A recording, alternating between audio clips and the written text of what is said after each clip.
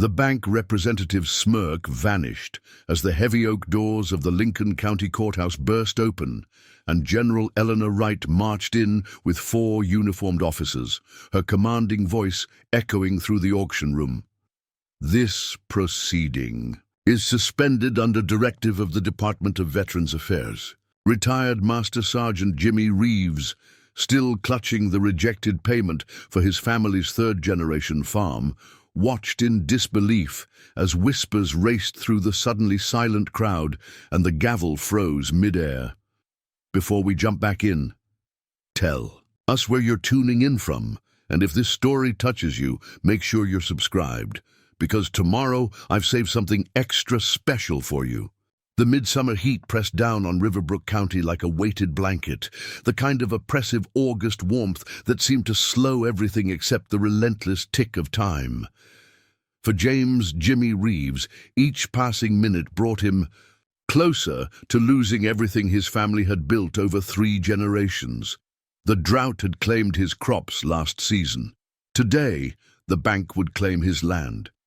Jimmy checked his watch, a sturdy, practical timepiece that had survived 3 tours in Afghanistan, as he steered his weathered 2007 Chevy Silverado down the rural highway toward the county courthouse. The truck's air conditioning had given up the ghost 2 summers ago, another repair that had been postponed in favor of farm equipment maintenance. Sweat trickled down his temple despite the open windows. "You're going to wear a hole in that steering wheel, Dad," said Mia from the passenger seat, her voice gentle but concerned. At 19, she carried herself with a maturity beyond her years, necessity having accelerated her transition from carefree teenager to essential farm partner after her mother's passing 4 years earlier. Her dark hair was pulled back in a practical ponytail, her hazel eyes, so like her mother's, watching her father with barely concealed worry. Jimmy consciously relaxed his white-knuckle grip. "Just thinking through our options. All 47 of them that we've discussed since breakfast." Misha attempted a small smile, reaching across to place her hand briefly on his arm. The gesture was reminiscent of her mother, another similarity that sometimes caught him off guard, even after all this time. The corner of his mouth twitched upward despite everything. 48. I came up with a new one at the last stoplight. "Oh, yeah? Is it better than your plan to challenge the bank president to a push-up contest for the deed?" This time Jimmy actually chuckled, a brief release of tension. Slightly, but not as entertaining.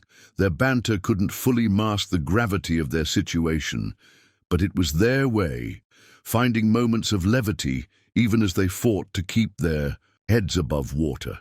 It had been 18 months since the drought had devastated their corn and soybean crops, triggering the cascade of financial crises that had led to today.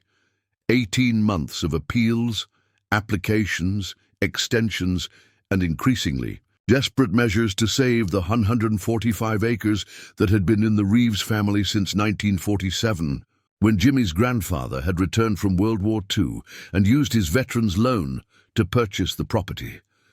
The manila folder on Mia's lap contained every record of their fight: loan modification requests, correspondence with the Veterans Affairs Office, application materials for agricultural assistance programs, and finally, the paperwork for their last-ditch effort, a cashier's check representing every penny they could scrape together, combined with documentation of their pending application for the new Veterans Agricultural Preservation Program. "It has to be enough," Mia said, as if reading his thoughts. Her fingers tapped the folder rhythmically.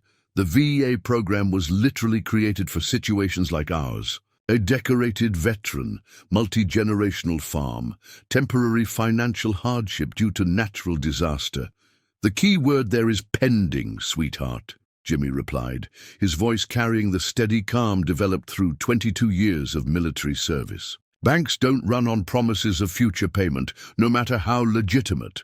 As they crested the final hill before town, the Lincoln County Courthouse came into view, a stately brick building crowned with a modest clock tower that had presided over the community's affairs since 1923. Jimmy had attended his grandfather's funeral there, married Sarah within its walls, and now faced the prospect of losing his heritage in the same venerable space. The bitter symmetry wasn't lost on him. The courthouse parking lot held an unusual number of vehicles for a Tuesday, including several identical black SUVs with Horizon AgriCorp's corporate logo emblazoned on their doors. The sight of them caused a muscle in Jimmy's jaw to tighten. The agricultural conglomerate had been systematically acquiring distressed farms throughout the region, their representatives appearing at every foreclosure auction with seemingly unlimited capital and calculated precision. "Vultures circling," Mia muttered, as they found one of the last available parking spaces. They didn't even try to be subtle about it. "They don't need to be subtle when they're winning," Jimmy replied, gathering the weathered dignity that had seen him through combat zones and now served as armor in a different kind of battle. As they approached the courthouse entrance, the imposing figure of Walter Griffin stood waiting, his sun-weathered face breaking into a small smile beneath his ever-present John Deere cap. At 70, Walter had operated the county's main feed store for nearly 50 years, becoming something of an unofficial mayor for the agricultural community. His presence at the auction was both support and witness, there to stand with Jimmy, while also bearing testament to another piece of their community's slow erosion. "Thought you might try to skip town," Walter said by way of greeting, briefly clasping Jimmy's shoulder with gnarled fingers strong from decades of hauling feed bags. "The thought crossed my mind," Jimmy admitted, "but Reeves' men don't run, even when we probably should." Walter nodded toward the entrance. "They've got quite the corporate team in there. Regional director herself, from what I heard." "Catherine Winters," Jimmy confirmed, unsurprised. "We've met. 4 months earlier, Horizon AgriCorp had made what they termed a generous pre-foreclosure offer for the Reeves property, 60% of its market value, with immediate cash payment. Jimmy had declined without hesitation, recognizing the predatory nature of the proposal, despite its presentation as corporate benevolence. "Any word from Daniel?" he asked, referring to his younger brother, who worked as a physician assistant at the Regional Veterans Affairs Medical Center. Walter shook his head. "Called my nephew who works security there. Said Daniel was trying to get away, but there was some kind of administrative emergency this morning." Jimmy nodded, unsurprised but disappointed. His brother had been fighting the VA bureaucracy on his behalf for months, trying to navigate the labyrinthine process of securing agricultural assistance for veteran farmers. So far, the results had been promising in theory but painfully slow in practice. Forms disappeared into administrative black holes, applications required multiple resubmissions, and deadlines arrived faster than decisions. "We've got what we need," Mia said with determined optimism, patting the folder under her arm. "Let's do this." The interior of the courthouse maintained its early 20th century gravitas. High ceilings, polished wood, and the slightly musty scent of aged paper and furniture polish. The auction was being held in Courtroom 3, typically used for civil proceedings and already nearly full when they arrived. Jimmy registered the room's composition with the situational awareness that had been drilled into him through military service. Local farmers and community members clustered together on one side, Horizon AgriCorp's team on the other, with various bank officials and county representatives distributed throughout. Catherine Winters sat in the center of the corporate contingent, reviewing documents with focused efficiency. At 45, she projected the polished competence that came from climbing corporate ladders in predominantly male environments. Her blonde hair styled in a precise bob, her charcoal suit impeccably tailored, her entire presence calculated to convey authority without overt aggression. She glanced up as they entered, her expression revealing nothing beyond professional acknowledgement. Jimmy led his small group to seats near the back, nodding greetings to neighbors and fellow farmers as they passed. Each face carried variations of the same expression: Sympathy mingled with the guilty relief of those who had thus far escaped a similar fate, though many harbored private fears about how long their own operations could withstand the economic pressures reshaping rural America. "Chambers is with the judge now," murmured Eliza Johnson, the clerk who had graduated high school with Jimmy 25 years earlier. "He's reviewing the docket order." Judge Harlan Lancaster had presided over county affairs for nearly 3 decades, his reputation built on strict adherence to procedural correctness rather than emotional considerations. Jimmy had appeared before him only once before, a minor property line dispute with a neighboring farm that had been resolved with the judge's characteristic efficiency and neutrality. A subtle shift in the room's energy announced the judge's arrival before he physically appeared. Conversations quieted, postures straightened, and attention focused on the door behind the bench. Judge Lancaster entered with the measured pace of his 70 years, his traditional black robe lending additional gravity to his already substantial presence. "Court is in session," intoned the bailiff, initiating the formal proceedings that would determine the fate of not just the Reeves farm, but 6 other properties scheduled for auction that day. The judge settled behind the bench, briefly reviewing the materials before him. "Today's proceedings include 7 properties subject to foreclosure auction," he announced, his voice carrying the practice projection of decades in courtrooms. "Due to administrative considerations, we will address case number 2023 FC 137, Reeves Family Farm, first." Jimmy felt Mia stiffen slightly beside him at this unexpected prioritization. Their case had been third on the originally published docket. The change could mean anything or nothing, but in their precarious situation, any deviation from expected procedure triggered both hope and anxiety. "Before opening the bidding," Judge Lancaster continued, "the court recognizes any final payment, arrangements or stays of proceedings. Are there any such matters related to the Reeves property?" This was their moment, the narrow window they had been preparing for through sleepless nights and strategy sessions around the kitchen table. Jimmy rose from his seat, Mia following with their precious folder of documentation.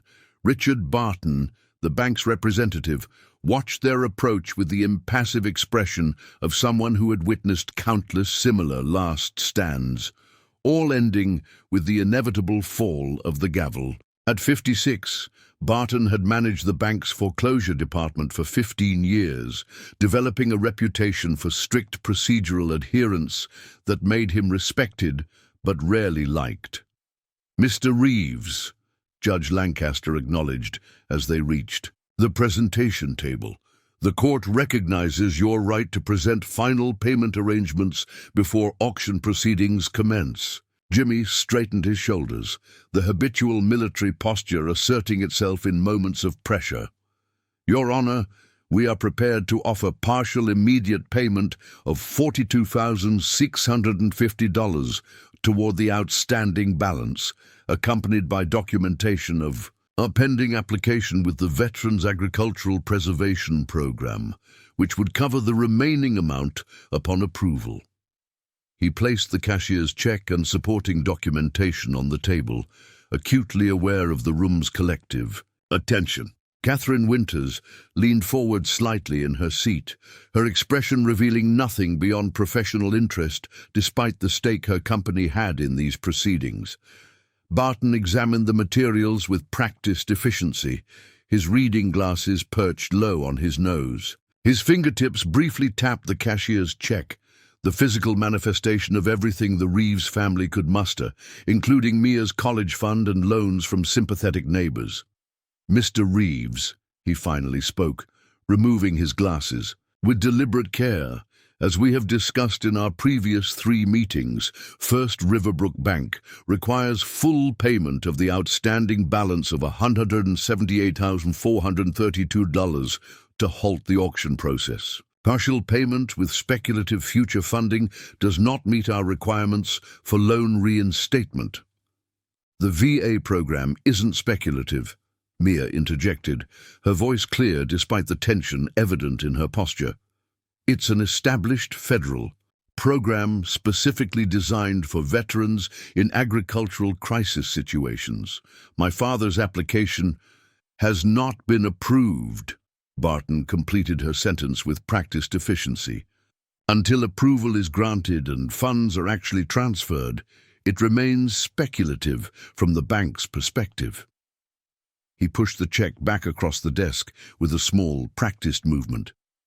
"I'm sorry, but the auction will proceed as scheduled." Jimmy remained perfectly still, 22 years of military discipline, maintaining his composure when lesser training might have faltered. This was the outcome he had anticipated, but fought against anyway, because surrender had never been in his nature. Not in Afghanistan's unforgiving terrain, and not in Lincoln County's courthouse. "So that's it?" Mia's voice carried clearly through the hushed room, a tremor of emotion finally breaking through her carefully maintained composure. 22 years of military service, 3 generations of feeding this country, and you won't even allow a payment extension while a federal veterans program processes our application. Barton's expression remained professionally neutral. "The bank's position is consistent with all applicable lending regulations and previous court rulings regarding similar situations. The auction will proceed." Judge Lancaster cleared his throat. "If there are no further legitimate payment arrangements, bidding will open at $325,000 for the Reeves property, comprising 145 acres with all structures and water rights, parcel number 47-10329, in accordance with the notice of sale published in the county register." Jimmy's hand found Mia's shoulder, offering silent support as they turned to return to their seats. The tight knot in his chest wasn't for himself. At 53, he could rebuild some version of a life elsewhere, but for the generations before and after him, for his grandfather, who had worked the land with wounds from Normandy still troubling him on cold mornings, for his father, who had expanded the operation while battling the farm crisis of the 1980s, for Mia, who should have inherited not just land but legacy, continuity, belonging. They had taken only 3 steps when the heavy oak doors at the back of the courtroom swung open with decisive force, the sound reverberating through the suddenly silent room. The uniform registered first, army dress blues worn with immaculate precision by a woman in her early 60s, silver stars on her shoulders identifying her as a general officer. Behind her stood 4 additional military personnel in formal uniform, creating an unexpected and authoritative presence that immediately commanded the room's attention. Jimmy froze mid-step, his military instincts responding automatically to the chain of command embodied in those stars, even years after his retirement. Beside him, Mia's grip on his arm tightened in silent question. General Eleanor Wright moved forward with the confident efficiency that came from decades of command, her posture and pace revealing nothing of her age. She approached the judges, positioned directly, presenting official documentation with practiced movements. "Judge Lancaster, I'm General Eleanor Wright, Deputy Director of the Department of Veterans Affairs Rural Sustainability Initiative. I'm here to request an immediate 14-day stay on this specific auction under Secretary's Directive 2023-14 regarding veteran agricultural properties with pending support applications." The judge examined the documents with careful attention. While whispers raced through the suddenly animated audience, Jimmy remained rooted in place, unable to process this unexpected development. Beside him, Mia's expression transformed, hope kindling where moments before resignation had begun to settle. "These appear to be in order," Judge Lancaster finally stated, looking up from the papers, "though this is certainly an unusual intervention at this stage of proceedings." Catherine Winters rose from her seat with deliberate grace, moving forward, with the confident precision of someone accustomed to controlling difficult situations. "Your Honor, Horizon Agricorp must object to this last-minute interference with established auction procedures. The property has been properly noticed for foreclosure for the statutorily required period, and Mr. Reeves has had ample opportunity to resolve the outstanding balance through normal channels. General Wright turned slightly, her gaze falling on the corporate executive with clinical assessment. Ms. Winters, I presume, your company's particular interest in veterans' properties has recently become a matter of federal review. The statement landed in the courtroom like a stone in still water, subtle ripples of reaction spreading outward as its implications registered. A flicker of something, surprise or concern, crossed Catherine's features before professional composure reasserted itself. We operate entirely within legal parameters, General Wright, she replied, her tone maintaining careful neutrality. Our acquisition strategies are guided by market opportunities and resource management considerations. Legality and ethics sometimes maintain considerable distance from each other, the General replied evenly before returning her attention to the judge.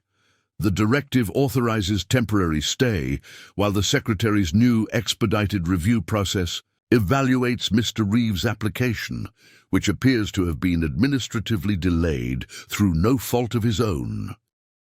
Judge Lancaster studied the documentation for several more moments, his expression revealing nothing of his personal assessment of this unprecedented intervention. The auction of the Reeves property is stayed for 14 days, pending federal review.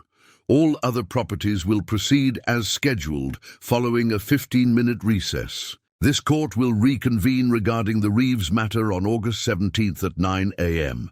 The gavel fell with decisive finality, transforming the atmosphere in the room from grim certainty to confused possibility.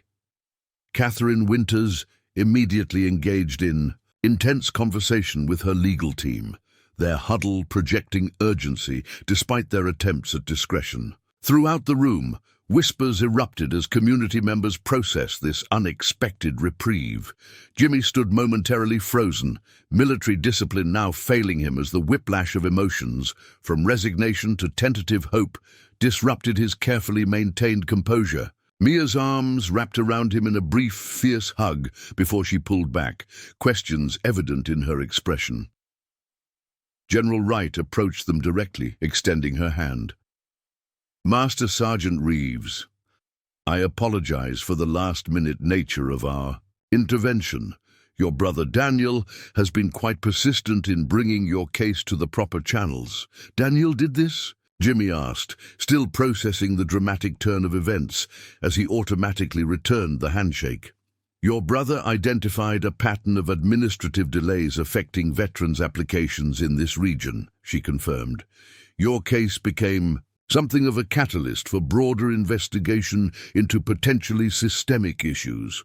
We have much to discuss, but perhaps not here. As the General gestured toward a conference room where her staff had begun establishing what appeared to be an operational center, Catherine Winters intercepted their path with practiced social grace that barely masked her evident concern. General Wright, she began with diplomatic precision, while we certainly appreciate the military's concern for veterans, delaying this auction creates significant complications for regional agricultural planning and water resource management. Perhaps we could discuss a more expedient resolution that satisfies all parties' interests. The General regarded her with the measured assessment of someone who had evaluated threats across multiple theaters of operation. Ms. Winters, I've reviewed your company's acquisition patterns across 4 states with particular attention to watershed control positioning.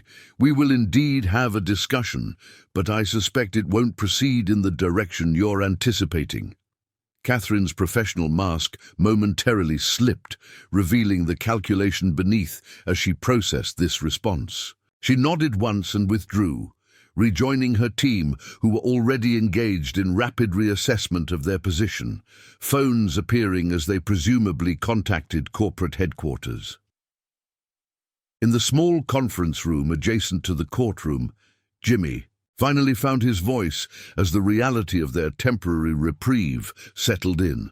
"I don't understand. We've been fighting the VA bureaucracy for months with nothing but form letters and processing delays. What changed?" General Wright nodded to one of her officers, who opened a laptop displaying a map of Riverbrook County with properties highlighted in different colors. Red for recently foreclosed farms, yellow for those in process, green for those currently secure. "What changed, Master Sergeant, is that someone finally connected the dots between targeted acquisitions and watershed control," she explained, her tone shifting to the precise briefing cadence familiar to any military veteran. "Your brother didn't just advocate for your individual farm. He identified a pattern that raised national security concerns regarding agricultural resource control in domestic food production regions." Mia leaned forward, studying the map with sudden understanding dawning in her expression. "The watershed. They're not just buying random farms. They're systematically acquiring control of the entire regional water supply." "Precisely," the general confirmed. "And when that pattern aligned with specific targeting of veterans' properties, where administrative delays coincidentally affected support program applications, it triggered interest at levels that Ms. Winters and her corporate superiors probably didn't anticipate." For the first time in months, Jimmy felt something beyond desperation and determined resistance. A cautious hope that the systems he had served might actually reciprocate that service when it mattered most. "So what happens?" "Now?" "Now," General Wright replied with the confidence of someone accustomed to coordinating complex operations, "we have 14 days to accomplish 3 objectives. Fast-track your VA application through the bureaucratic maze, document horizons, acquisition pattern for the federal investigation, and prepare for what will certainly be a more complicated legal battle when we return to court." As the military team efficiently organized their approach, Jimmy stepped momentarily away, moving toward the conference room windows that overlooked the agricultural landscape beyond, fields and farms that represented not just economic units, but the heritage and future of rural communities shaped by generations of work and sacrifice. Mia joined him there, standing shoulder to shoulder as they had through every challenge since her mother's death. "It's just a delay, isn't it? Not a solution." Jimmy placed his arm around his daughter's shoulders, his gaze fixed on the distant view of their farm. The red barn his grandfather had built with lumber, salvaged from a tornado-damaged church. The fields where he had taught Mia to drive a tractor when her legs barely reached the pedals. The small cemetery where his wife and parents rested beneath oak trees planted when the land first came into family hands. "In the army, we had a saying. You don't have to see the entire path to take the next step," he replied. 2 weeks ago, we had no path at all. Today we have 14 days and unexpected allies." His expression held the tempered hope of someone who had seen both victory and defeat across decades of service. Sometimes, that's enough to change the entire battle. Behind them, General Wright and her team had already established secure communication with Washington, setting in motion processes that would reverberate beyond one family farm to address systemic issues affecting veterans throughout rural America. The fight was far from over, but for the first time in months, it was no longer a desperate last stand, but the beginning of a new campaign, one where the rules of engagement had suddenly and dramatically changed.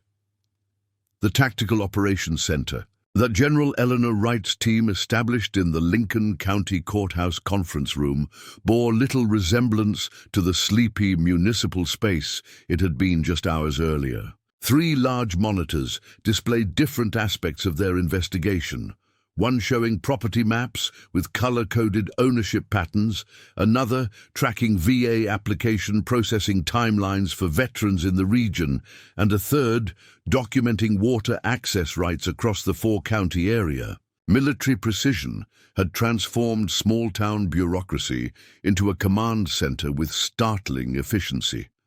Jimmy Reeves watched this transformation with the measured assessment of someone who had served in military operations across 3 continents.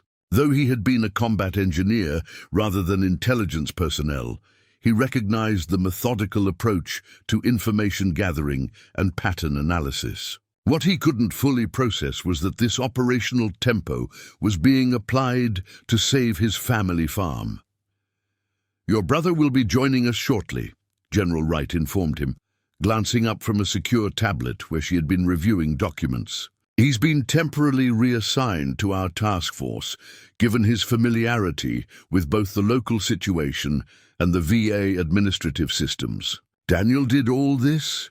Jimmy gestured toward the operation unfolding around them, still struggling to connect his quiet, methodical younger brother with the federal intervention that had halted the auction.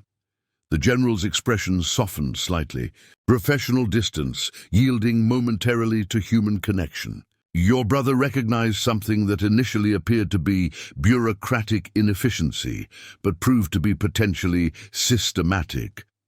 When veterans' agricultural assistance applications in this watershed region experienced processing delays at rates 340% higher than national averages, he began documenting the pattern." "That sounds like Daniel," Mia observed from where she'd been studying the property ownership map.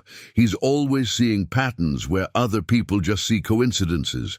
Mom used to say he should have been a detective instead of a PA.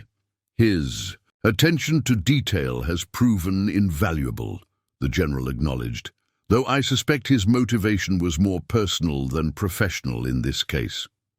Before Jimmy could respond, the conference room door opened and Daniel Reeves entered with the slightly hurried energy that had characterized him since childhood. At 49, he maintained the lean physique common to both Reeves brothers, though his desk-based medical career had softened what military service had hardened in Jimmy. His eyes, the same deep brown as their father's, immediately sought his older brother across the room. "I told you I was working on something," he said by way of greeting, a hesitant smile suggesting both pride in his accomplishment and uncertainty about its reception. Jimmy crossed the room in 4 strides and pulled his younger brother into a tight embrace, a rare physical demonstration from a man more accustomed to stoic endurance than emotional expression. "You certainly were, though working on something seems a bit understated for mobilizing federal intervention." Daniel returned the embrace briefly before stepping back with characteristic self-consciousness. "It wasn't just me. Once I identified the pattern, I reached out to Congresswoman Martinez. She connected me with General Wright's office, and things escalated." "Your brother is being modest," the general interjected, approaching the siblings. "He compiled an extraordinary analysis of application processing data, property transfers, and watershed control patterns. We've had analysts tracking corporate agricultural consolidation, but the specific targeting of veterans' properties with VA application delays represented a connection we hadn't established." Jimmy studied his brother with newfound appreciation. Their relationship had always been complex. The older brother, who followed their father into military service and farming, the younger who pursued education and medicine. Different paths that occasionally created distance despite their underlying connection. "So what exactly did you uncover?" he asked, genuine curiosity replacing his initial disbelief. Daniel hesitated, glancing toward General Wright, who nodded permission for him to continue. He moved to the central display showing the property map and activated a timeline function that demonstrated property transfers over the past 3 years. "It started with me trying to figure out why your VA assistance application kept hitting administrative roadblocks," he explained, his voice taking on the precise cadence he used when explaining medical conditions to patients. "When I cross-referenced other delayed applications, I noticed 83% were farms located within the North Fork watershed. The display highlighted properties in blue, creating a pattern that followed the region's primary water system. Initially, I thought it might be regional office inefficiency, but when I looked at non-agricultural veteran benefits in the same area, they processed at normal rates. Only the farm assistance programs were delayed. Daniel's finger traced the pattern on the screen. Then I started tracking who purchased properties after foreclosure. With a few keystrokes, properties began changing color on the display, from blue to red, as they transitioned from family ownership to corporate holdings. Horizon AgriCorp acquired 27 of the 31 foreclosed properties, all located at strategic points controlling watershed access. The pattern emerged with undeniable clarity, a systematic acquisition of properties that would allow corporate control of the region's water resources. They weren't just buying random distressed farms, they were executing a water rights consolidation strategy, which is potentially legal, though ethically questionable, General Wright added. What crossed into potential federal concern was the correlation with VA application processing delays, specifically affecting properties they appeared interested in acquiring. You're suggesting they're somehow influencing the VA application and process? Jimmy asked, the implications beginning to register. That's a very serious allegation that we're investigating but haven't yet confirmed, the general completed firmly. What we know with statistical certainty is that the pattern exists. The causation remains to be established.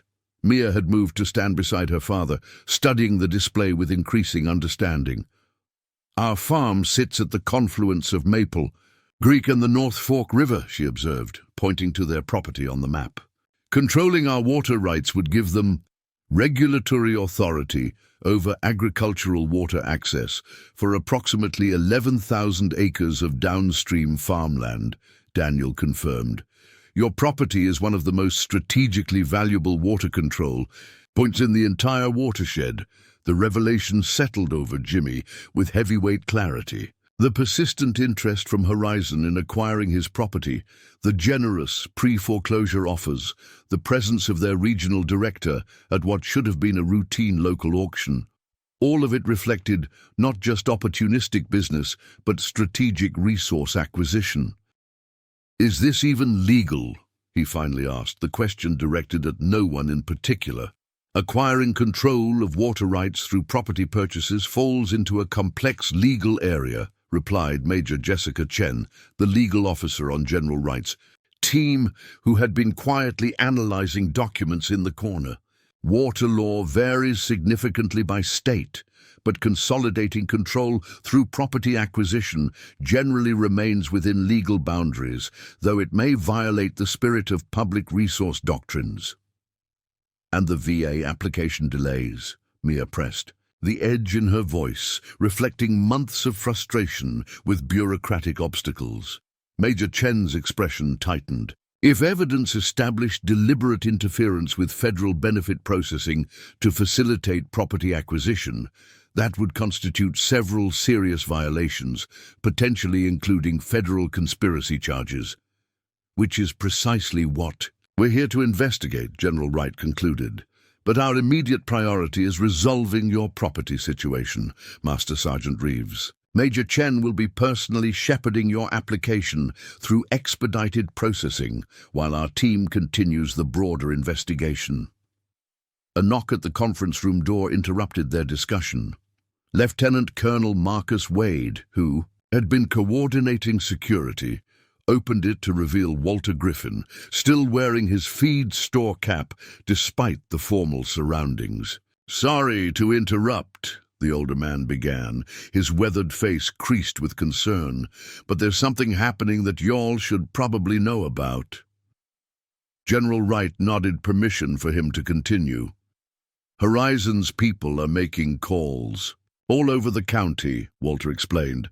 "They're offering immediate purchasing agreements to every farm with VA loans or applications pending. Cash offers 15% above market value, closing within 48 hours. Words spreading fast. Jimmy and Daniel exchanged glances of understanding. They're trying to secure as many properties as possible before whatever you're investigating becomes public," Jimmy stated rather than asked. Standard corporate containment strategy, General Wright confirmed, unsurprised but clearly concerned. Lieutenant Colonel, activate Phase 2 monitoring protocols. Major Chen, contact the Secretary's office regarding potential temporary freeze on transactions. The military team shifted into heightened operational tempo, the room buzzing with purposeful activity. Jimmy stepped aside, drawing Walter and his family into a quieter corner. How are folks responding to the offers? He asked, knowing that 15% above market value would be powerfully tempting to farmers who'd been struggling for years with agricultural economics that increasingly favored corporate scale over family operations. Walter removed his cap, worrying, its brim between work-thickened fingers. Mixed. Jackson family's already signed. Tom's heart condition's been getting worse, and the medical bills have been eating them alive. Henderson's are holding off, saying they want to see what happens. With your situation first, others are on the fence. The weight of community responsibility settled across Jimmy's shoulders, heavier in some ways than his personal situation. His case had somehow become a fulcrum point that would affect far more than just the Reeves farm. We need to talk to people, Mia said, the determined pragmatism that had helped them weather numerous crises asserting itself. They need to understand what's really happening here before they make decisions they can't take back. Daniel nodded in agreement. Community meeting at the VFW hall. Most of the affected farmers are either veterans themselves or have family connections. I can make some calls, Walter offered. Get the word out for tonight if that works. As they began coordinating this grassroots response, Captain Arjun Singh, the intelligence officer analyzing the property transfer patterns, approached General Wright with evident urgency. Their conversation, though conducted in professional murmurs, carried sufficient gravity to draw attention. General, the captain concluded, if our preliminary assessment is accurate, Horizon would control approximately 78% of agricultural water access in the four-county region once pending acquisitions are completed. That exceeds the threshold for resource consolidation concerns under National Security Directive 1723. The General's expression remained neutral, but the subtle straightening of her posture communicated the significance of this analysis to anyone familiar with military bearing. Prepare a preliminary briefing for the Secretary by 1800 hours. We need to move on this before further consolidation occurs. She turned toward Jimmy and his family, her professional demeanor softening slightly. Master Sergeant Reeves, your community meeting may prove valuable beyond local concerns. Would you object to members of our team attending in an observational capacity? Of course not, ma'am, Jimmy replied automatically. Military courtesy still ingrained despite the years since his retirement. Excellent. Captain Singh and Major Chen will accompany you. Her gaze shifted to include Daniel. Your brother has demonstrated considerable analytical abilities. I believe you'll find him a valuable asset in explaining the situation to your community. As they prepared to depart, Jimmy found himself momentarily alone with Daniel, the operational, Buzz providing background to a rare moment of brotherly connection. Thank you, he said simply, for seeing what the rest of us missed. Daniel shrugged, uncomfortable with direct appreciation. I just connected some dots. Anyone could have, but they didn't, Jimmy interrupted. You did, and it might not just save our farm, but a lot of others too. A slight flush colored Daniel's cheeks. Well, you spent 22 years serving in ways I never could. Consider this my attempt at catching up. The comment revealed the underlying current that had always run beneath their relationship, Daniel's unspoken sense that his medical career somehow measured less against his brother's military service and commitment to the family farm. The misconception had created distance that neither man had fully addressed over the years. Different kinds of service, Danny? Jimmy replied, using the childhood nickname he had abandoned years ago. Both necessary. The moment of connection was brief but significant, a small bridge across years of unspoken comparison and perceived difference. The veterans of Foreign Wars Hall on the outskirts of town had seen better days, much like the agricultural community it served. The cinder block building with its modest flagpole and aging sign had hosted everything from wedding receptions to funeral gatherings since its construction in 1956. Tonight, it would serve as command center for a different kind of battle than those commemorated in the faded photographs lining its wood-paneled walls. By 7 o'clock, the main room had filled beyond capacity, folding chairs occupied by grim-faced farmers and their families, with others standing along the walls and spilling out onto the porch, where open windows allowed them to hear the proceedings inside. The turnout reflected both the gravity of the situation and the efficiency of small-town communication networks. Walter's afternoon calls had spread through the community like wildfire, drawing even those who rarely attended public gatherings. Jimmy stood at the front of the room, the familiar discomfort of public speaking warring with his sense of responsibility. Behind him, a projector displayed the watershed map Daniel had prepared, simplified for clarity but still showing the unmistakable pattern of Horizon's acquisitions. "I appreciate you all coming on such short notice," he began, his voice carrying the steady authority developed through years of military leadership. "Most of you know our farm was scheduled for auction today, and you've probably heard something about what happened at the courthouse." Murmurs of confirmation rippled through the crowd.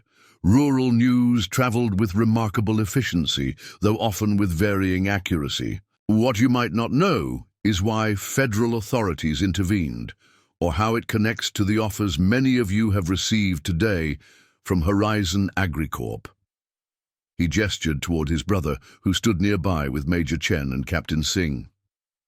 "My brother, Daniel uncovered something that goes beyond just our family's situation, and I believe you all need to hear it before making decisions about these purchase offers." Daniel stepped forward, his natural reserve momentarily overcome by the importance of the information he carried. With methodical precision, he explained the pattern he had discovered, the correlation between VA application delays and strategic watershed properties, the systematic acquisition of foreclosed farms, and the implications for water control throughout the region. As understanding spread through the room, expressions shifted from confusion to concern to outright anger. Tom Jackson, who had already accepted Horizon's purchase offer earlier that day, rose shakily to his feet, his weathered face pale beneath his farmer's tan. "Are you saying they deliberately targeted our places, that the hold-ups with VA benefits weren't just government inefficiency?" The medical alert bracelet on his wrist caught the light as his hand trembled slightly, evidence of the heart condition that had contributed to his decision to sell. "The investigation is ongoing," Major Chen answered carefully, stepping forward. "What we can confirm is the statistical anomaly in processing times for properties within the watershed area of interest to Horizon. The causation remains under investigation." "That's lawyer speak," called Martin Henderson from the back of the room. At 67, he had the blunt directness of someone who had spent his life working with the absolute realities of soil and weather. "What's it mean in plain English?" "It means there's smoke and we're looking for the fire," Captain Singh replied, his precise diction carrying the authority of his intelligence background. "The pattern is too consistent to be coincidental, but establishing precisely how it occurred requires further investigation." Mia stepped forward, her youth belied by the clear purpose in her expression. "What matters right now isn't just the legal questions, but what happens to our community if one corporation controls almost all our water access. They could dictate what crops we grow, how we farm, even whether some properties get water at all during drought conditions." This practical framing shifted the conversation from abstract corporate strategy to immediate community concerns. Generations of farmers who had made decisions based on individual property rights were suddenly confronted with the implications of centralized resource control. "The offers they're making, is that just to keep us quiet?" asked Sarah Lindholm, whose family operated a dairy farm that had been fighting financial pressures for years. "Are we being bought off?" "Corporations operate on calculated risk management," Daniel explained. "When our investigation became apparent to them this morning, their risk assessment changed. Acquiring properties quickly at a premium represents less financial exposure than potential regulatory intervention in their water consolidation strategy. So, they're trying to close the barn door before the horses get out," Walter translated, provoking knowing nods throughout the room. The discussion continued for nearly 2 hours, moving from shocked realization to practical considerations. Major Jen outlined the legal protections potentially available to those with pending VA applications, while Captain Singh explained the broader national security implications of agricultural resource consolidation. Community members raised questions about water rights law, corporate accountability, and the economics of resistance against a multi-billion-dollar corporation. Throughout the meeting, Jimmy observed the gradual transformation occurring among his neighbors, from isolated individuals facing private financial struggles to a community recognizing their collective vulnerability and potential strength. It reminded him of unit cohesion in military contexts, the way shared purpose could transform disparate individuals into coordinated force. As the formal portion of the meeting concluded and people broke into smaller discussion groups, Catherine Winters appeared at the hall entrance, her corporate polish distinctly out of place among the practical attire of the farming community. Her arrival created a ripple effect of awareness, conversations quieting as attention shifted toward this unexpected presence. With characteristic directness, she moved toward Jimmy, navigating the suddenly watchful crowd with practiced composure. "Mr. Reeves, I was hoping we might have a word." "Anything you have to say to me can be said in front of my neighbors," Jimmy replied evenly. "We've moved beyond private negotiations." Catherine assessed the room with quick efficiency, recognizing the unified front that had formed during the evening's discussion. Her expression revealed nothing, but the slight adjustment in her posture suggested strategic recalibration. "Very well," she acknowledged. "Horizon AgriCorp would like to propose an alternative approach that addresses community concerns while still meeting our operational objectives. We're prepared to establish a regional water management cooperative that would include farmer representation in governance while providing substantial infrastructure investment." The offer hung in the air, its calculated precision revealing both corporate adaptation and the recognition that their original strategy had been compromised. It represented textbook damage control, concede some authority to maintain core objectives, trade governance participation for fundamental control. "That's an interesting proposal," Jimmy responded carefully, though its timing suggests tactical repositioning rather than genuine community concern. "Business adapts to changing circumstances, Mr. Reeves. Military men like yourself should appreciate strategic flexibility." Her gaze shifted momentarily toward the military officers present before returning to Jimmy. "Our proposal would guarantee water access rights for all participating farms while providing capital for infrastructure improvements many of you couldn't independently afford." Martin Henderson's voice cut through the murmurs of consideration her offer had triggered. "And if we don't participate in your cooperative, what happens to our water then?" The question identified the central coercion beneath the corporate olive branch. Participation would be effectively mandatory once sufficient water rights were consolidated, with holdouts facing potentially unsustainable restrictions. "All water management systems require regulatory coherence, Mr. Henderson," Catherine replied smoothly. participation would naturally carry certain advantages. "That's not an answer," Mia observed, moving to stand beside her father.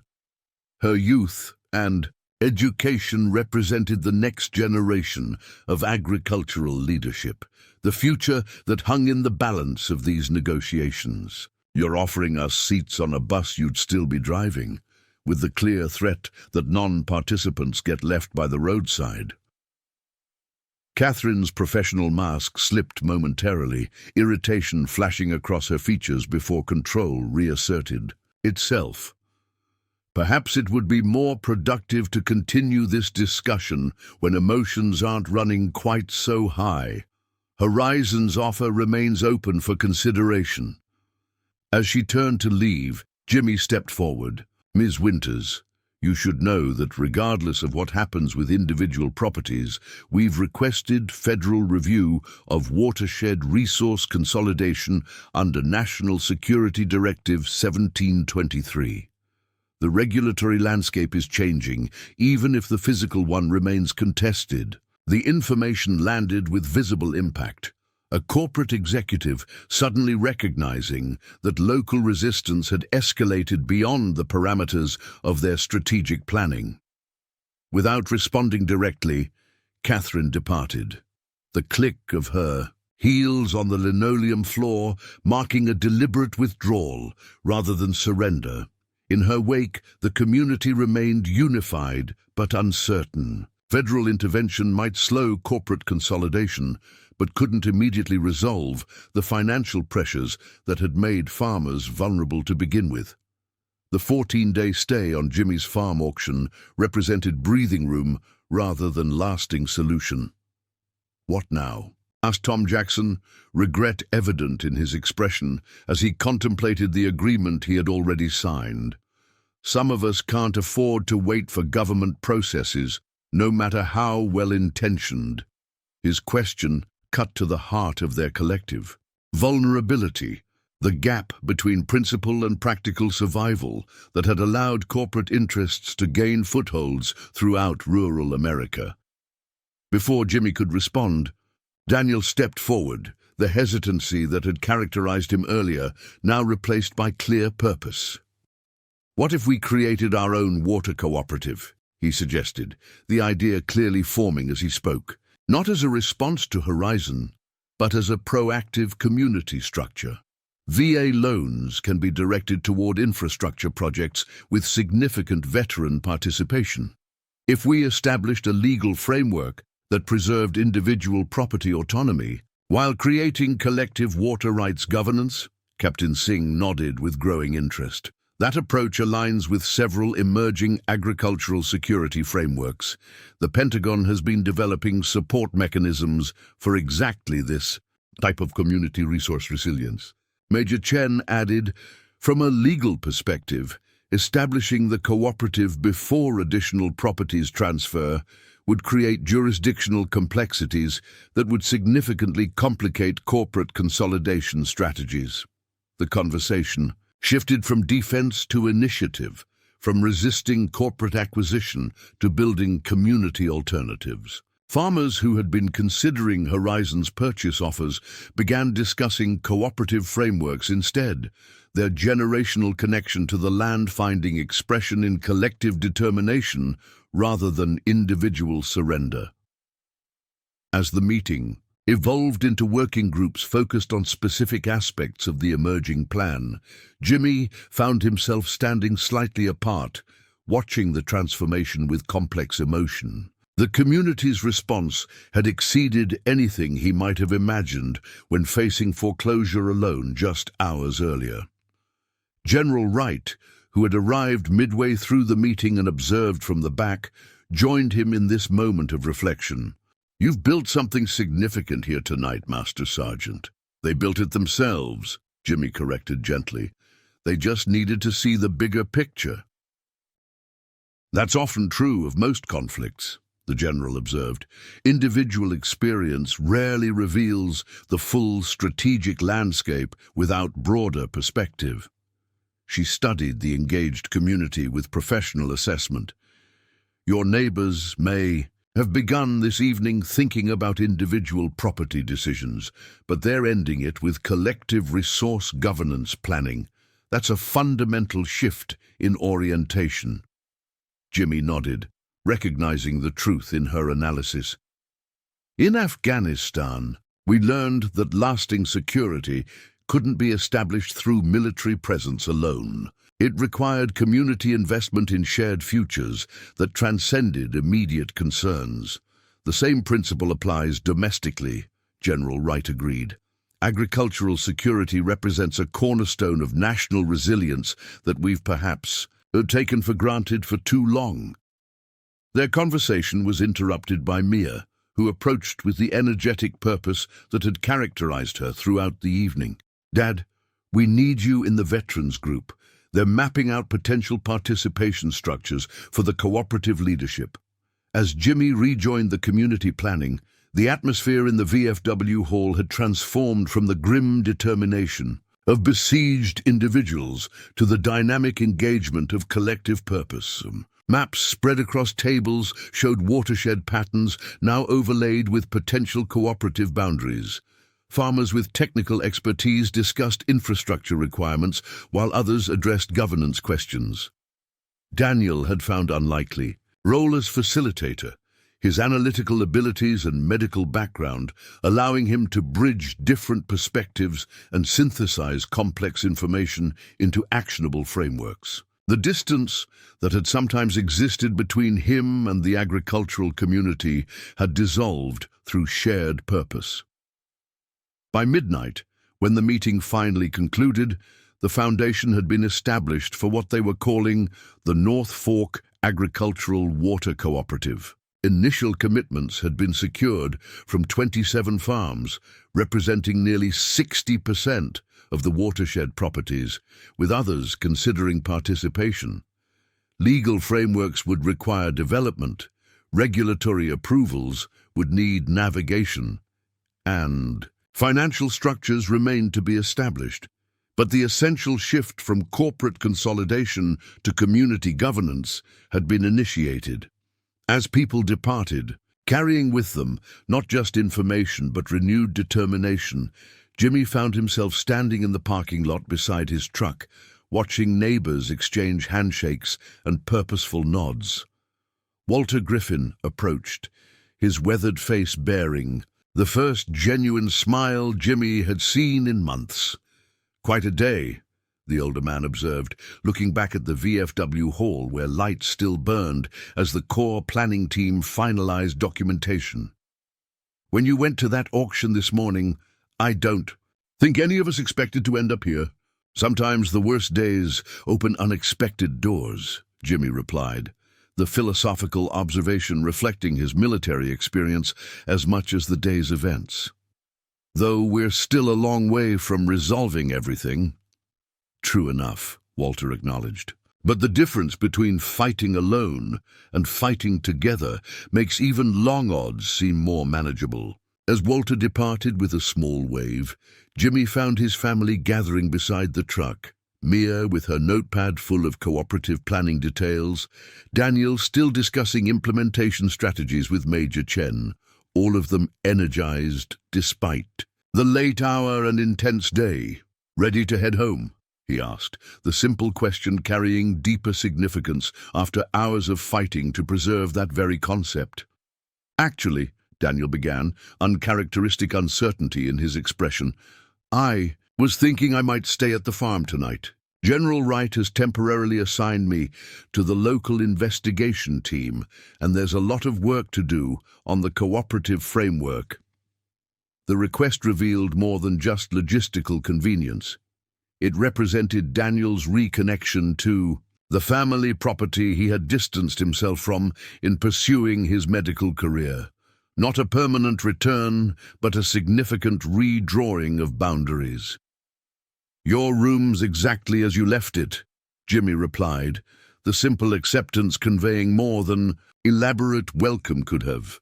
"Though Mia's been using your desk for her college applications, I can clear a corner," Mia offered with a grin, the cousin-like relationship she had developed with her uncle despite their relatively small age difference reasserting itself.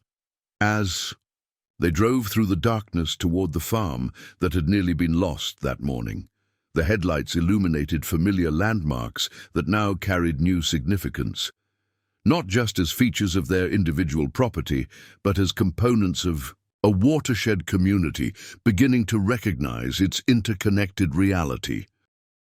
The day that had begun with solemn resignation had transformed through unexpected intervention and community mobilization. The 14-day reprieve still represented merely a pause rather than resolution, and the battle against corporate consolidation remained daunting in its scope. But something fundamental had shifted. The isolation that had made individual farmers vulnerable had given way to collective determination that created new possibilities. When they crested the final hill before the farm, the familiar silhouette of buildings against the night sky triggered a complex surge of emotion in Jimmy. Gratitude for the temporary reprieve, determination regarding the challenges ahead, but most prominently, renewed purpose beyond mere preservation. The land that had represented personal heritage now connected to community legacy in ways that transcended individual ownership. As they turned onto the gravel driveway, headlights briefly illuminated the faded sign his grandfather had erected in 1947. Reeves Family Farm, growing more than crops.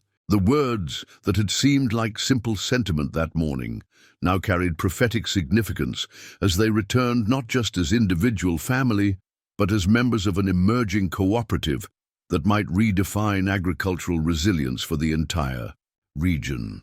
The battle was far from won, the stay of foreclosure merely a temporary reprieve.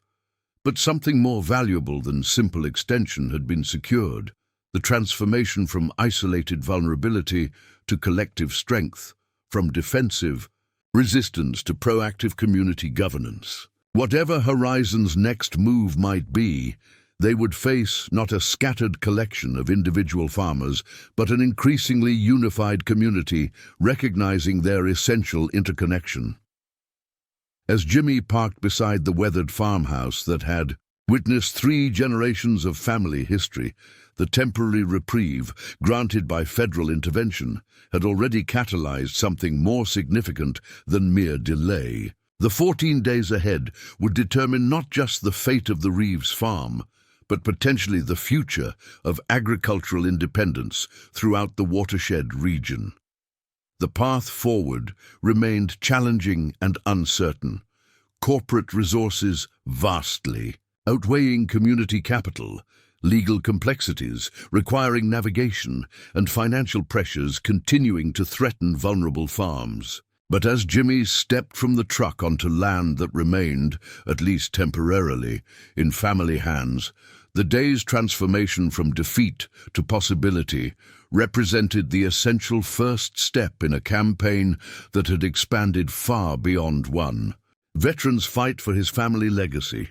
Dawn broke over the Reeves farm, with golden rays stretching across dew-dampened fields. Jimmy stood on the porch with his coffee, watching as the sun reclaimed the land from darkness. 7 days had passed since the Courthouse intervention and the formation of the North Fork Agricultural Water Cooperative.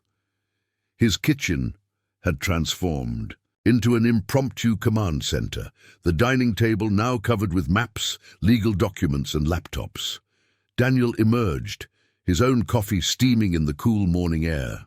His brother had slept at the farm every night since the foreclosure stay, bridging years of gradual separation.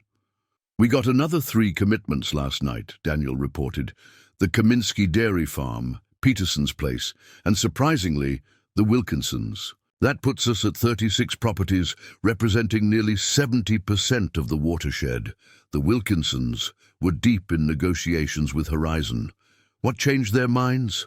Apparently, Catherine Winters suggested they might need to transition from alfalfa to more water-efficient crops.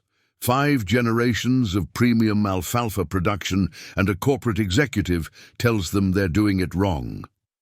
Daniel shook his head. "Some battles are won by the opposition's mistakes. Major Chen is bringing the cooperative charter documentation this morning. Jimmy noted. If we can get the framework legally established before Horizon counters, it creates significant regulatory obstacles to their consolidation strategy. Speaking of Horizon's plans, Daniel began, Captain Singh's intelligence team identified significant movement yesterday. 3 corporate jets landing at the regional airport, multiple legal and PR firms arriving at their field office, and communication with state officials suggesting regulatory maneuvers. They're mobilizing resources. The question is whether it's for direct confrontation or some flanking approach we haven't anticipated. Mia's voice called from inside. Dad, the news is running a story about us. They moved quickly to the living room, where the regional morning news was mid-segment. A day concerns about agricultural water rights consolidation. Federal authorities have temporarily halted several foreclosure proceedings in Lincoln County, pending investigation into what some are calling predatory acquisition practices by Horizon Agricorp. Local veteran James Reeves, whose family farm was scheduled for auction last week, has become the focal point of community response that includes the formation of an agricultural water cooperative. The screen showed footage of the VFW Hall meeting, followed by a brief interview with Walter Griffin. The segment concluded with mention of the federal investigation and the temporary stay on foreclosure proceedings. They're going public with counter-messaging, Daniel observed. The press conference will probably announce some community benefit program designed to reframe their acquisitions as economic development rather than resource consolidation. Which means we need to have our cooperative legally established before they create confusion, Jimmy concluded. Let's get everyone assembled here by 10. The morning unfolded with coordinated purpose. Phone calls activated their community network. Major Chen arrived with the finalized legal documents, and Captain Singh provided updates on Horizon's movements. By noon, the Reeves farmyard had transformed into something between community gathering and field headquarters. Trucks and cars lined the driveway as farmers arrived to sign the founding charter. General Wright moved through the gathering, her uniform exchanged for civilian business attire. Inside the farmhouse, Jimmy and Daniel hosted the core planning committee, reviewing their response strategy for Horizon's anticipated announcements. Current signatories represent 73% of the watershed acreage, Major Chen reported.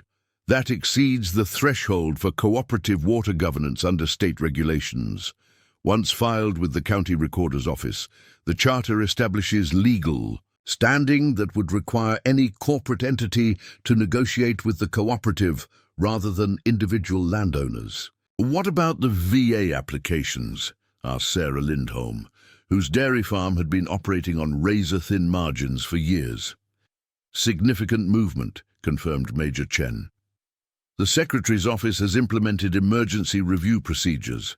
Master Sergeant Reeves' application has received preliminary approval with final processing expected within 48 hours. What about the investigations into application delays? Martin Henderson pressed. Captain Singh responded with measured precision. The investigation remains ongoing, but preliminary findings suggest systematic rather than coincidental patterns in processing timelines. The specific mechanism and responsible parties haven't yet been identified, but statistical analysis confirms targeting rather than random bureaucratic inefficiency. A commotion outside drew their attention. Through the kitchen window, they could see media vehicles arriving, reporters and camera operators setting up equipment. They're getting footage before Horizon's press conference, Daniel observed. Jimmy dispatched Walter, Sarah and Martin to speak with the media, recognizing the strategic value of presenting diverse community voices rather than focusing exclusively on his individual situation. Jimmy's phone rang with a Washington, D.C. area code. The call was brief but significant. That was Congresswoman Martinez's office, he reported when he returned. Horizon's CEO is personally attending today's press conference, flying in from corporate headquarters. They've also requested meetings. With the Governor and State Water Resources Board. He paused. They're escalating this beyond regional management to executive decision level. They wouldn't commit those resources unless they felt genuinely threatened, Captain Singh observed. Your cooperative represents more significant obstacle than they initially calculated. Or they've identified a regulatory approach that they believe will circumvent our structure, countered Major Chen. CEO involvement often precedes major policy announcements or significant legal maneuvers. The Lincoln County Courthouse presented a dramatically different scene from Jimmy's previous appearance. Today's injunction hearing had drawn a substantial crowd. Local farmers, regional media, and representatives from agricultural advocacy organizations. Most notable was Horizon's expanded legal presence. Not just Catherine Winters and regional counsel, but corporate attorneys from national firms specializing in agricultural resource law, regulatory compliance, and emergency provision implementation. Judge Lancaster entered with measured composure. Today's hearing addresses emergency injunction request regarding implementation activities under state drought emergency provisions, he began, establishing the procedural framework. The court recognizes potential time sensitivity given the 72-hour expedited review period established through executive declaration. Major Chen rose to present their position, outlining the community cooperative's objections to Horizon's implementation. Activities, documentation of premature deployment before regulatory approval, pattern evidence suggesting systematic targeting of veteran properties, disproportionate impact on agricultural service members, and circumvention of community governance frameworks. The 72-hour emergency review provision was designed for public safety response rather than corporate implementation advantage, she concluded. Horizon's accelerated deployment represents opportunity exploitation rather than crisis response, particularly given documentation of extensive pre-positioning before the declaration was even issued. Horizon's lead attorney countered by emphasizing drought vulnerability, resource efficiency requirements, and technological modernization benefits. The emergency provisions specifically reference qualified entities with implementation capacity as appropriate deployment resources, he emphasized. Horizon's pre-positioned resources represent responsible preparation rather than procedural circumvention. After both sides completed their arguments, Judge Lancaster focused his questions on several key areas. Documentation of Horizon's implementation activities before final approval, evidence of systematic targeting in veteran properties, and potential national security implications of concentrated agricultural resource control. The court will take 20 minutes to review submitted documentation before ruling, he announced.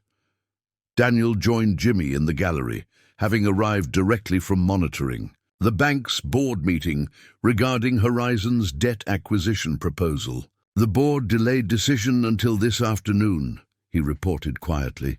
Horizon's offer includes 15% premium over face value for the entire agricultural portfolio, but several members raised concerns about community impact given our cooperative's formation and the ongoing federal investigation.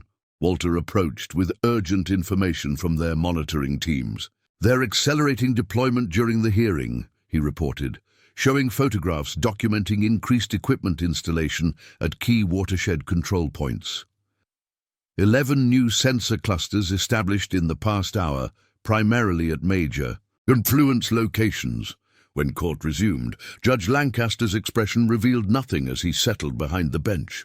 Emergency provisions serve legitimate public safety purposes when properly applied to genuine crisis conditions. However, procedural acceleration cannot supersede fundamental governance considerations or disproportionately impact protected classes of citizens, he stated.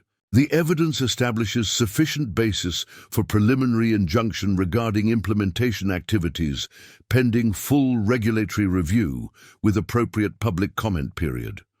The ruling triggered immediate reaction throughout the courtroom. The injunction didn't resolve their fundamental conflict, but provided critical breathing room by pausing Horizon's accelerated implementation. Specifically, Judge Lancaster continued, no further monitoring equipment shall be installed within the watershed until completion of standard 30-day review period with appropriate public comment access. Equipment already deployed may remain in place, but must remain inactive pending final determination. The North Fork Agricultural Water Cooperative shall maintain recognized governance standing throughout the review process. As the judge concluded formal proceedings, the courtroom transitioned from legal venue to community gathering. The injunction provided temporary protection rather than permanent resolution, but established important precedent regarding community governance recognition despite corporate resource advantages. Catherine Winters approached with professional composure, delivering a message clearly intended for strategic realignment. Mr. Hargrove has authorized me to convey an adjusted proposal, she began. Horizon remains committed to regional agricultural development through investment partnership rather than traditional acquisition. Our capital resources and technological capabilities would complement your cooperative governance structure through collaborative implementation. Judge Lancaster entered with measured composure. Today's hearing addresses emergency injunction request regarding implementation activities under state drought emergency provisions, he began, establishing the procedural framework. The court recognizes potential time sensitivity given the 72-hour expedited review period established through executive declaration. Major Chen rose to present their position, outlining the community cooperative's objections to Horizon's implementation. Activities, documentation of premature deployment before regulatory approval, pattern evidence suggesting systematic targeting of veteran properties, disproportionate impact on agricultural service members, and circumvention of community governance frameworks. The 72-hour emergency review provision was designed for public safety response rather than corporate implementation advantage, she concluded. Horizon's accelerated deployment represents opportunity exploitation rather than crisis response, particularly given documentation of extensive pre-positioning before the declaration was even issued. Horizon's lead attorney countered by emphasizing drought vulnerability, resource efficiency requirements, and technological modernization benefits. The emergency provisions specifically reference qualified entities with implementation capacity as appropriate deployment resources, he emphasized. Horizon's pre-positioned resources represent responsible preparation rather than procedural circumvention. After both sides completed their arguments, Judge Lancaster focused his questions on several key areas. Documentation of Horizon's implementation activities before final approval, evidence of systematic targeting in veteran properties, and potential national security implications of concentrated agricultural resource control. The court will take 20 minutes to review submitted documentation before ruling, he announced. Daniel joined Jimmy in the gallery, having arrived directly from monitoring the bank's board meeting regarding Horizon's debt acquisition proposal. The board delayed decision until this afternoon, he reported quietly. Horizon's offer includes 15% premium over face value for the entire agricultural portfolio, but several members raised concerns about community impact given our cooperative's formation and the ongoing federal investigation. Walter approached with urgent information from their monitoring teams. They're accelerating deployment during the hearing, he reported, showing photographs documenting increased equipment installation at key watershed control points.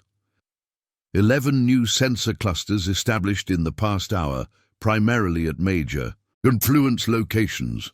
When court resumed, Judge Lancaster's expression revealed nothing as he settled behind the bench. Emergency provisions serve legitimate public safety purposes when properly applied to genuine crisis conditions. However, procedural acceleration cannot supersede fundamental governance considerations or disproportionately impact protected classes of citizens, he stated. The evidence establishes sufficient basis for preliminary injunction regarding implementation activities pending full regulatory review with appropriate public comment period. The ruling triggered immediate reaction throughout the courtroom. The injunction didn't resolve their fundamental conflict, but provided critical breathing room by pausing Horizon's accelerated implementation. Specifically, Judge Lancaster continued, no further monitoring equipment shall be installed within the watershed until completion of standard 30-day review period with appropriate public comment access. Equipment already deployed may remain in place, but must remain inactive pending final determination. The North Fork Agricultural Water Cooperative shall maintain recognized governance standing throughout the review process. As the judge concluded formal proceedings, the courtroom transitioned from legal venue to community gathering. The injunction provided temporary protection rather than permanent resolution, but established important precedent regarding community governance recognition despite corporate resource advantages. Catherine Winters approached with professional composure, delivering a message clearly intended for strategic realignment. Mr. Hargrove has authorized me to convey an adjusted proposal, she began. Horizon remains committed to regional agricultural development through investment partnership rather than traditional acquisition. Our capital resources and technological capabilities would complement your cooperative governance structure through collaborative implementation. They'll adapt strategy again, Daniel observed. Horizon has multiple remaining approaches despite today's dual obstructions. Regulatory appeals, individual property acquisitions, infrastructure partnerships. Their resource capacity allows simultaneous pursuit across various domains. True, Jimmy acknowledged, but our cooperative framework provides governance foundation while community mobilization demonstrates implementation capacity beyond organizational structure. The combination creates resilience regardless of specific tactical developments. Back at the farm, General Wright provided additional federal perspective. The Secretary has authorized comprehensive review regarding agricultural resource consolidation under national security provisions, she reported. The investigation extends beyond your specific watershed situation to examine potential systematic targeting of veteran properties throughout multiple regions. Major Chen offered legal assessment, integrating multiple procedural developments. The injunction creates 30-day review requirement with cooperative governance recognition, while the portfolio decision prevents creditor consolidation through debt acquisition. Combined with federal investigation and VA application expediting, the multi-domain protections establish important foundations for community determination, despite corporate resource advantages. As evening approached, their planning session transitioned from immediate response coordination to longer-term implementation development, watershed management practices, infrastructure investment priorities, and governance procedures reflecting community values rather than corporate efficiency metrics. Jimmy stood momentarily apart, watching community members engaged in purposeful planning with energy transcending immediate crisis response. The transformation from isolated individuals facing private financial pressure to coordinated collective developing shared governance framework represented an essential shift beyond specific corporate resistance toward fundamental agricultural determination. General Wright joined him, What began as individual property defense has catalyzed watershed governance with potential national implications, she observed. Your community response demonstrates essential resilience capacity beyond specific corporate circumstances. Started with just trying to save the farm, Jimmy acknowledged with characteristic understatement. Became something much bigger once people recognized what was really at stake. That's often how significant movements begin, the general noted. Individual circumstances revealing systemic conditions, requiring collective response, rather than isolated adaptation. As darkness settled over the farm, community members gradually departed toward their own operations throughout the watershed region. Daniel remained for evening assessment, the brothers continuing the pattern established throughout the crisis response. Whatever happens with Horizon specifically, Daniel observed as they reviewed the day's multiple developments, something important has already been accomplished through this process. The cooperative framework, community mobilization capacity, and multi-domain response capabilities represent significant developments regardless of corporate consolidation outcomes. Jimmy stepped briefly onto the porch where morning's coffee ritual had preceded the day's remarkable developments. The night sky displayed familiar constellations that had guided agricultural cycles for generations, providing orientation transcending immediate circumstances. The land, stretching toward darkness, had witnessed multiple struggles throughout its agricultural history: economic depressions, commodity price collapses, weather disasters, and policy shifts, creating pressure on family operations across generations. The current corporate consolidation attempt represented contemporary manifestation of continuing tension between extraction and stewardship values, centralized efficiency and distributed resilience, financial abstraction and agricultural reality. What began as individual foreclosure defense had evolved into watershed governance framework, supported by multi-domain community mobilization. The transformation demonstrated essential capacity development with significance, transcending particular circumstances toward fundamental questions regarding rural sustainability in changing economic and environmental conditions. Whatever Horizon's next approach might entail, the community response had established important foundations for agricultural determination, regardless of corporate strategy recalibration. The farm that had nearly faced foreclosure auction 9 days earlier now represented not just individual heritage, but a connection point within watershed governance framework, addressing fundamental agricultural sustainability beyond immediate financial considerations.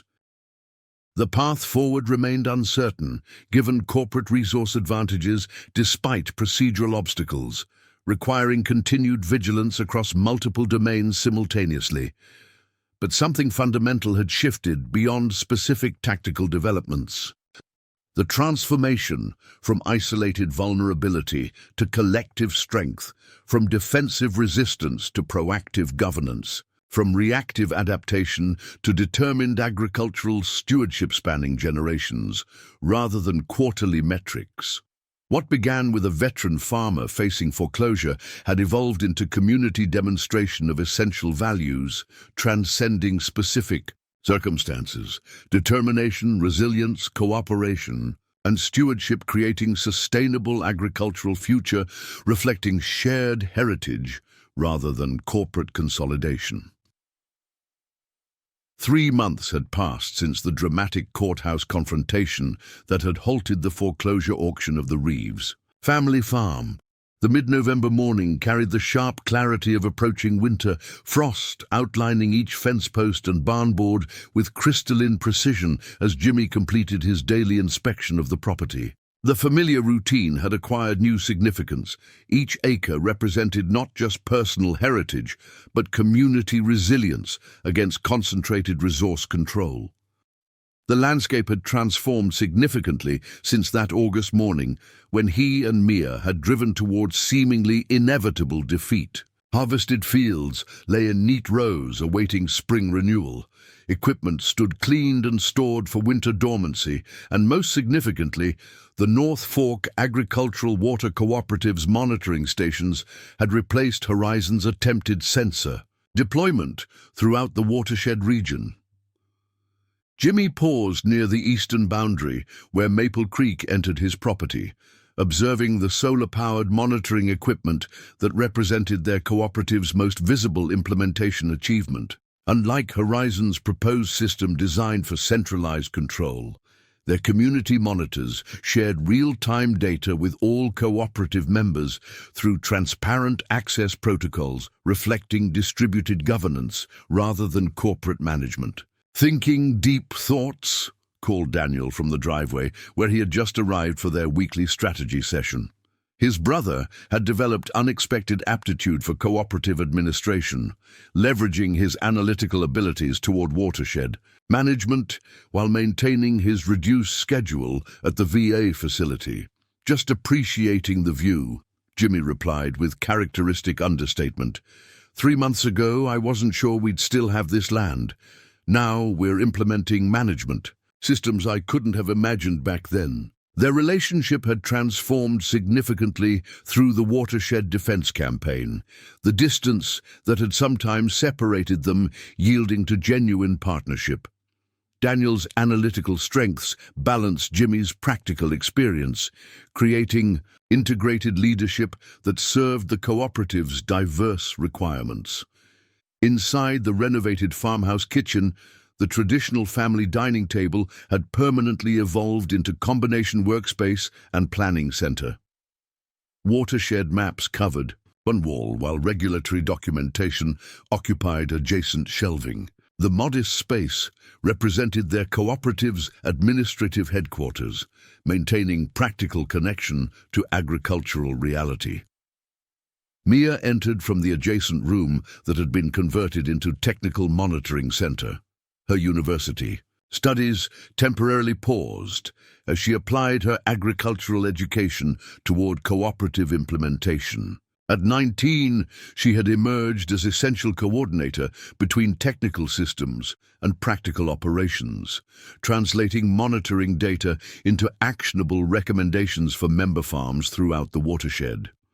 The Southern Quadrant sensors showed interesting patterns overnight, she reported, tablet displaying graphed information regarding water movement through tributary systems. The integrated modeling suggests potential efficiency improvements for spring irrigation scheduling if we coordinate withdrawal timing across adjacent properties. Her analytical comment exemplified their cooperative's fundamental approach, achieving resource efficiency through coordinated management while maintaining distributed governance. The system achieved many technical advantages Horizon had promoted, without sacrificing community determination or individual operational autonomy. Walter Griffin arrived next, followed by Sarah Lindholm and Martin Henderson, the core leadership team that had guided cooperative development since its emergency formation. Their regular Wednesday sessions had evolved from crisis response coordination to implementation planning as their governance framework transitioned from defensive resistance to proactive management. "Good turnout for last night's community monitoring training," Walter reported, accepting coffee with weather-worn hands. 38 members participated, including 14 from properties that weren't initially threatened by Horizon. People are recognizing the value beyond just defensive positioning. This expanding participation represented important evolution beyond crisis mobilization. Members engaging with cooperative frameworks through recognized benefits rather than merely threat response. The governance system was demonstrating practical value, addressing legitimate agricultural challenges while maintaining community determination. "The technical implementation continues exceeding projections," Mia added, summarizing monitoring network development. 63 sensor arrays operational across 47 properties, with data integration showing 94% accuracy in flow prediction modeling. The University Extension Office has requested access to our methodology for potential implementation in other watersheds. The academic interest represented significant external validation. Their community response to corporate consolidation had developed governance framework with potential application beyond their specific circumstances. What began as defensive resistance had evolved into innovative model addressing fundamental agricultural sustainability questions amid changing climate and economic conditions. Their planning session proceeded with familiar efficiency, reviewing implementation progress, addressing technical adjustments, and coordinating community education activities. The conversation reflected transformed priorities, from crisis management toward sustainable governance, from defensive positioning toward proactive development, from immediate threat response toward generational stewardship. As morning transitioned, toward afternoon, Major Chen arrived with documents reflecting developments beyond their specific watershed circumstances. Her presence had evolved from emergency legal representation toward ongoing partnership between their cooperative and the broader regulatory framework addressing agricultural resource governance. The Department of Agriculture has incorporated your cooperative's monitoring protocols into their revised watershed management guidelines, she reported, distributing documentation reflecting national policy implications from their local implementation. The integrated community governance model you've developed is being referenced as potential framework for similar agricultural regions facing corporate consolidation pressure. The information confirmed significant impact beyond their immediate circumstances. Their defensive response to specific corporate threat had developed methodologies with broader application throughout rural America. The watershed governance framework they had established under emergency conditions had demonstrated viable alternative to both uncoordinated individual management and centralized corporate control. Any further movement from Horizon? Jimmy asked, maintaining appropriate vigilance despite their successful implementation progress. Corporate consolidation strategies typically evolved rather than disappeared, requiring continued attention despite apparent withdrawal. Significant corporate restructuring following their failed acquisition attempt, Major Chen confirmed. Their Agricultural Division has announced strategic repositioning toward collaborative resource partnerships rather than direct acquisition, with revised implementation protocols emphasizing community co-governance rather than centralized management. The corporate language shift represented fundamental strategic adjustment rather than merely tactical repositioning. Horizon's failure to achieve watershed consolidation despite substantial resource deployment had necessitated comprehensive approach recalibration throughout their agricultural operations. The community resistance had influenced corporate methodology beyond their specific circumstances, affecting standardized acquisition practices across multiple regions.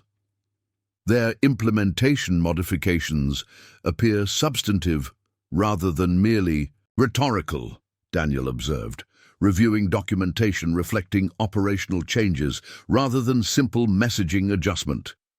Genuine co-governance provisions, transparent data sharing protocols, maintenance of individual operational autonomy. Within coordinated framework, they've essentially adopted many core elements from our cooperative model. The assessment represented important validation beyond immediate tactical victory. Their community governance framework had demonstrated sufficient viability to influence corporate methodology beyond specific resistance requirements.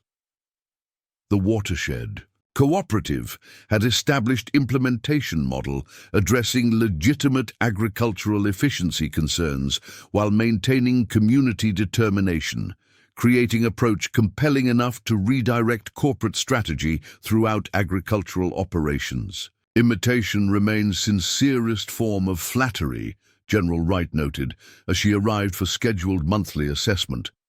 Her involvement had evolved from emergency intervention toward ongoing advisory capacity, providing critical connection between their local implementation and broader federal considerations regarding agricultural resource security. Their adjusted methodology incorporates your essential governance innovations while maintaining corporate capitalization capabilities, proving your framework's fundamental viability despite their initial resistance.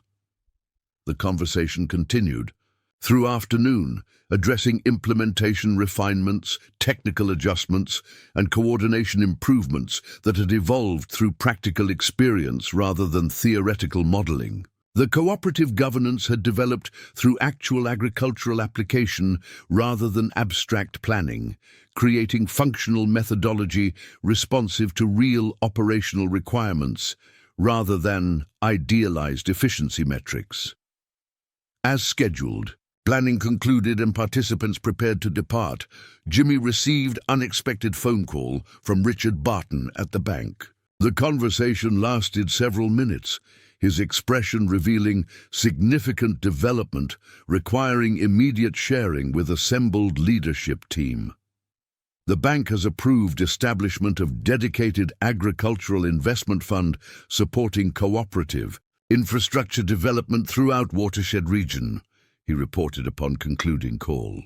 Initial capitalization $5 million with potential matching from Federal Rural Development Program through Congresswoman Martinez's office. Community governance provision requiring cooperative administration rather than institutional management. The financial development represented critical transition beyond defensive positioning towards sustainable implementation, capital resources addressing infrastructure requirements while maintaining governance framework reflecting community determination rather than institutional control. The investment structure completed essential component previously vulnerable despite successful procedural protection and organizational development. The financial director specifically referenced the equipment demonstration as transformative. Moment in institutional understanding regarding agricultural investment, Jimmy continued, acknowledging community mobilization impact beyond immediate tactical objective.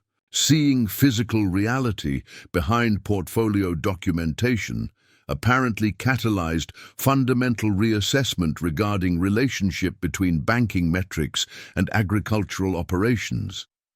This recognition confirmed important dimension beyond formal governmental or regulatory frameworks, financial infrastructure acknowledging community interconnection within agricultural systems rather than merely transactional relationships between isolated operations. The equipment demonstration had communicated essential reality through physical presence that abstract documentation could never adequately convey, creating institutional understanding, transcending standard financial calculations. As participants departed toward their respective properties throughout watershed region, Jimmy found himself momentarily reflecting on transformed landscape since those desperate courthouse moments 3 months earlier. The threatened foreclosure had catalyzed community response that developed governance framework, monitoring infrastructure, implementation methodology, and now financial capitalization supporting sustainable agricultural management beyond specific corporate threat. Daniel remained behind, the brothers' weekly strategy session evolving toward broader reflections regarding agricultural sustainability within changing economic and environmental conditions. Their complementary perspectives continued providing essential balance between analytical assessment and practical implementation, creating integrated approach, addressing both immediate operational requirements and longer-term strategic considerations. Did you ever imagine we'd be here when you were driving toward the courthouse that morning? Daniel asked, their conversation shifting toward philosophical assessment beyond specific organizational development. Managing watershed cooperative with university partnership, federal policy influence, and dedicated financial capitalization. Started with just trying to save the farm, Jimmy acknowledged with characteristic understatement, though military experience taught me how individual circumstances often reveal systemic conditions requiring collective response rather than isolated adaptation. The foreclosure auction turned out to be beginning rather than ending, Daniel observed, though not in any way we could have anticipated when General Wright marched into the courthouse. Their conversation reflected genuine appreciation for unexpected journey from individual vulnerability toward community resilience, from defensive resistance toward innovative governance, from isolated preservation toward collective determination. The threatened farm had become connection point within watershed framework, addressing fundamental agricultural sustainability beyond immediate corporate consolidation, creating methodology with potential generational significance throughout rural America. 2 years later, the Lincoln County Courthouse hosted dramatically different gathering from that tense foreclosure auction. Regional Agricultural Sustainability Conference highlighting North Fork Watershed Cooperatives implementation, achievements and methodological innovations. Representatives from 12 states attended, including agricultural officials, community organizers, regional water authorities, and federal agency personnel studying their governance framework for potential implementation throughout rural America. Jimmy stood near entrance observing proceedings with measured satisfaction, reflecting military assessment rather than personal pride. The conference represented significant validation beyond specific watershed circumstances. Their defensive response to corporate consolidation had developed implementation methodology addressing fundamental agricultural sustainability questions, with potential application throughout similar regions facing comparable challenges. Mia approached from technical demonstration session where she had presented integrated monitoring system to visiting university researchers. Her studies had evolved towards specialized focus on agricultural resource governance, combining academic research with practical implementation experience through cooperative leadership position specifically created, recognizing her unique capabilities. The California delegation is particularly interested in our governance structure, she reported with characteristic analytical precision. Their water management challenges make our distributed monitoring approach especially relevant, despite different environmental conditions. They've invited cooperative representatives for implementation consultation next month. The external validation represented important confirmation beyond regional circumstances, their governance framework demonstrating potential application throughout diverse agricultural regions, despite specific development addressing watershed consolidation threat. The methodology had transcended particular corporate resistance toward fundamental resource management approach, balancing efficiency requirements with community determination.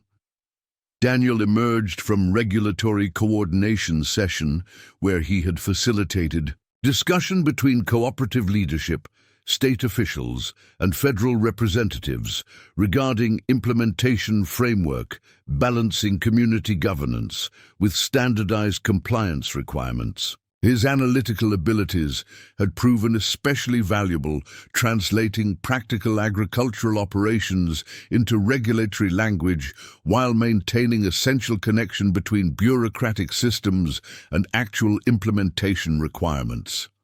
The federal guidelines incorporating our monitoring protocols have received final approval, he reported, characteristic precision complementing Mia's analytical assessment.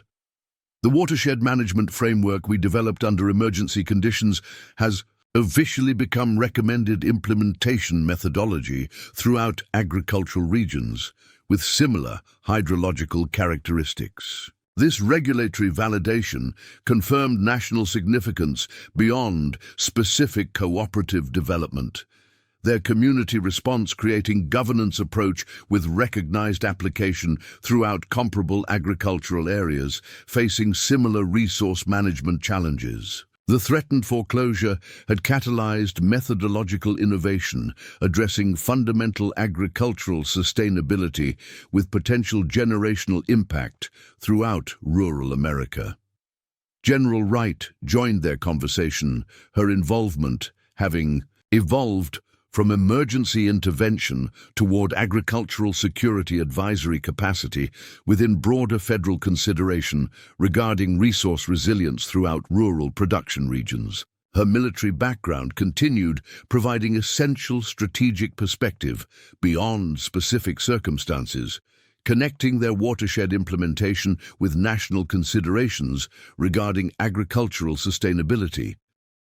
Your cooperative model has fundamentally influenced agricultural resource governance beyond specific watershed application, she observed with characteristic directness. The integration of community determination, technical efficiency, and regulatory compliance represents significant methodological advancement, addressing essential relationship between agricultural productivity and resource sustainability. The assessment acknowledged broader impact beyond immediate corporate resistance, their defensive response developing governance framework, addressing fundamental agricultural questions regarding community determination, resource efficiency, and sustainable management within changing climate and economic conditions. The methodology balanced legitimate productivity requirements with essential stewardship considerations, creating viable alternative to both uncoordinated individual management and centralized corporate control. The conference continued through afternoon with diverse sessions addressing specific implementation components, monitoring protocols, governance structures, regulatory compliance frameworks, financial capitalization mechanisms, and educational coordination systems. Throughout proceedings, participating representatives focused on practical adaptation potential rather than theoretical modeling, recognizing the cooperative's methodology derived from actual agricultural implementation rather than abstract efficiency. Calculations. As scheduled programming concluded and participants transitioned toward community dinner at adjacent agricultural center, Jimmy found himself standing momentarily alone near Courthouse entrance, where foreclosure auction had nearly eliminated his family's heritage.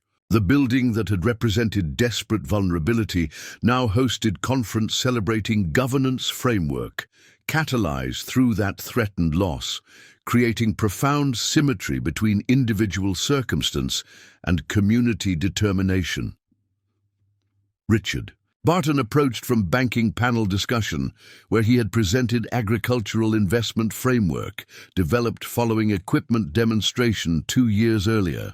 His professional perspective had evolved significantly through cooperative implementation experience, creating financial methodology, recognizing essential relationship between community resilience and sustainable agricultural investment beyond standard portfolio calculations. Quite different from that auction morning, he observed, acknowledging transformative journey since those tense moments when foreclosure seemed inevitable outcome, rather than transformative catalyst. Though I suspect none of us anticipated precisely where that confrontation would ultimately lead. The military teaches expectation management regarding specific outcomes, Jimmy replied with characteristic understatement, though also emphasizes recognizing essential opportunities within apparent defeat. Their conversation reflected mutual recognition regarding unexpected journey from individual foreclosure toward community governance, from defensive resistance toward innovative methodology, from financial transaction toward cooperative implementation, addressing fundamental agricultural sustainability beyond specific corporate consolidation. The threatened farm auction had revealed systemic conditions requiring collective response, rather than isolated adaptation. creating watershed framework with potential generational significance throughout rural America.